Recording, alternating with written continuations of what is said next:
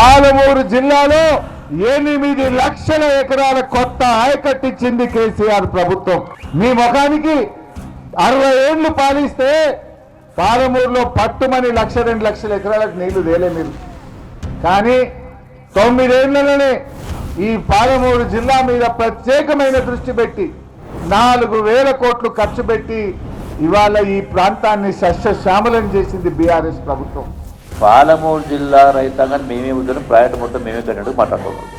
అది కల్వకుర్తి, భీమైనా, నెట్టెంపాడైనా, కోయిల్ సాగర్ అయినా ఈ మొత్తానికి కలిపి గడిచిన 10 సంవత్సరాల్లో బీఆర్ఎస్ ప్రభుత్వం ఖర్చు పెట్టింది 7,000 కోట్లు. కాంగ్రెస్ ప్రభుత్వం డాక్టర్ వైఎస్ రాజశేఖర రెడ్డి గారి ప్రభుత్వం ఖర్చు పెట్టింది 8,000 కోట్లు ఖర్చు పెట్టింది.